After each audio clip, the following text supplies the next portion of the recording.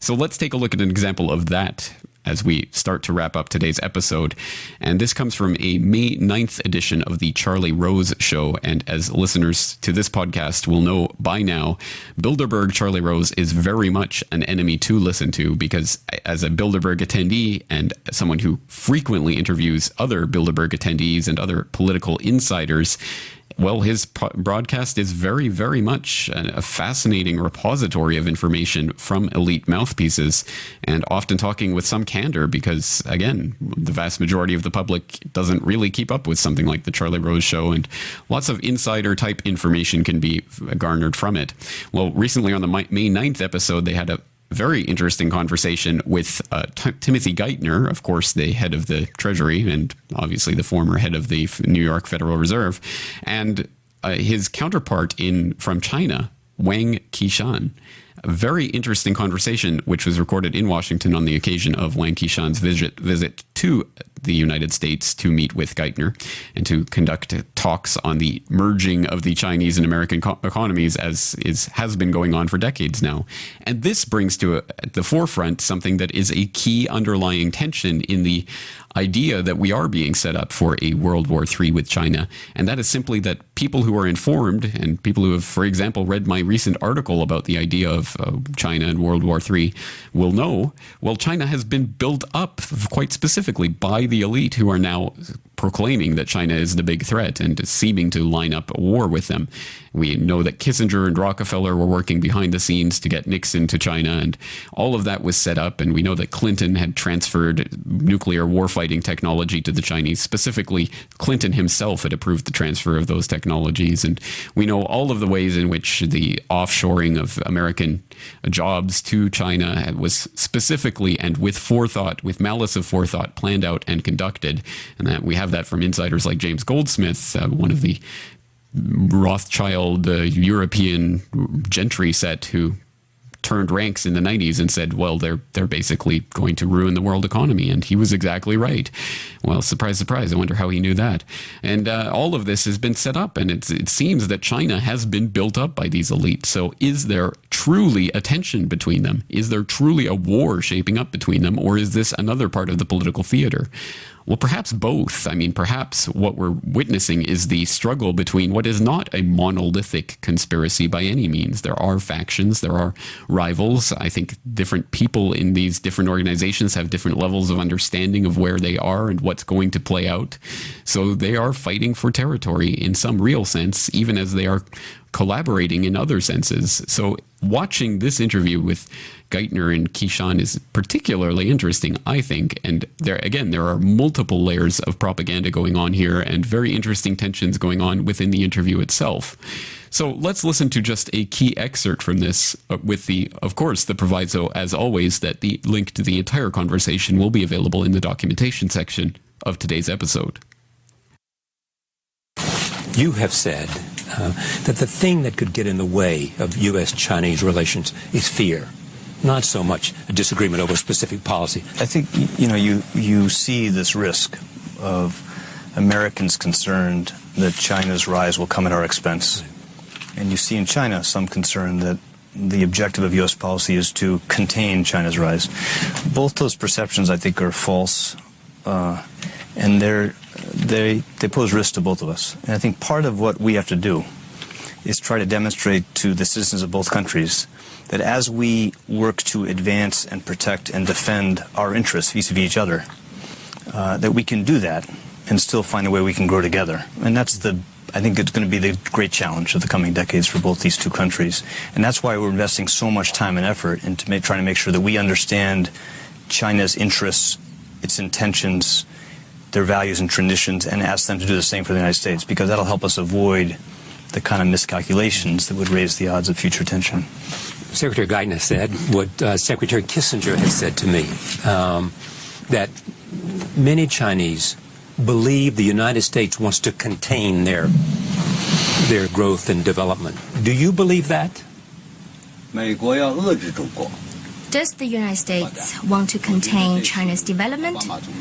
Actually, during President Hu Jintao's visit to the United States, the U.S. government and President Obama himself said on many occasions that the United States hoped to see prosperity and development in China and believed that this would serve the world and the United States. I believe in what your president said. What do you think the biggest misconception about your country is from America in general? 美国人对中国不是误解，关键是不了解。I don't think this is misconception. It is more of a lack of understanding. What do you want us to understand? 因为了解中国太难，中国是一个文明古国，历史。Well, in the first place, it is not easy to really know China because China is an ancient civilization and we are of the Oriental culture. And for the Americans, the United States is the world's #1 superpower. And the American people, they're very simple people. If they're asked to choose to understand a foreign country, their first choice would be the European countries, and the South American countries may come second. It was not only till recent years that the American people have begun to pay more attention to China. But over the years, American media coverage of China have been scarce, and if there were some coverage, most of them are lopsided. What do you think about this question of misconception and understanding?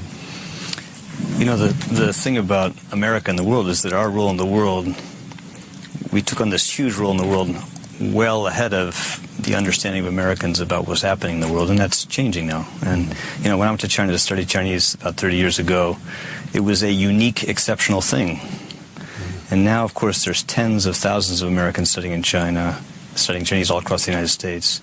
And you're starting to see a much greater investment by Americans in understanding, you know, not just China, but all the countries that are so important to our interests. And it's come a little late to the United States, but it's changing quickly now.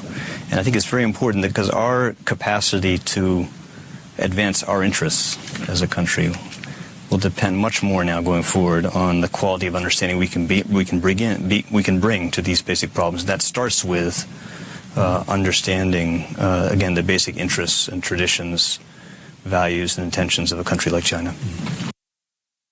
So as we can see from that clip, we can Wait just a second. Wait, what did Timothy Geithner just say? You know, when I went to China to study Chinese about 30 years ago, it was a unique, exceptional thing. You know, I think I've heard that in passing before, but I've never really let the penny drop there and realized just what an incredible thing that is. Here we have the ex-head of the New York Fed who just happened to have studied in China. He speaks Mandarin and he's able to converse with his Chinese counterparts in their native tongue. Again, that is kind of incredible when you start to think about where that's coming from, and especially once we know that the Chinese have been being set up as the next great superpower by the global elite for a long time. So it's only fitting, I suppose, that the people who were being slotted into places, the next generation of banking overlords, or at least banking puppets, would be people who had been trained in China and were very familiar with the culture, wouldn't it? And we can find out a little bit more about that from a WSJ, a Wall Street Journal blog entry from 2009, which blithely admits, quote, not only had Geithner studied in China, but his dad helped establish the Ford Foundation's Beijing office years ago. End quote. Absolutely incredible. But those are the types of things that you learn when you actually start listening to these people instead of just listening to the other side talking about these people. So I certainly don't want this information warfare movement that we're involved in to become simply an echo chamber, and I don't want people to simply get all of their information from alternative media sources like the Corbrett Report. Of course, I certainly hope that you do understand and take into account what the alternative media is putting out there, but certainly it's valuable to take a look at what the elite insiders are themselves saying and to analyze what's going on underneath. So again, there's some interesting tensions/non-tensions going on between Geithner and Wang Qishan in that interview that are worth our attention and worth scrutinizing, because it says a lot about what we might expect in the future. And we might be able to then situate Brzezinski's crocodile tears about the rise of China and the global political awakening that we listened to at the beginning of today's episode. And that might all start to come into some sort of perspective. But that's a lot to talk about, and we have talked about an awful lot in today's episode. I know it's sort of a flurry of information, so I would not expect people to take all of this on board in one go, but I certainly hope that you will use today's episode as a starting point for taking a look at some of these very fascinating conversations and speeches and other things that I have linked up in the documentation section for today's episode, and I certainly hope that you will start taking a note of what people like the Council on Foreign Relations and other elite insiders are saying, because when we are listening to the enemy, we can understand what the enemy is thinking and what it is likely to do next. That's all for today. I am your host, James Corbrett, thanking you for joining me and asking you to join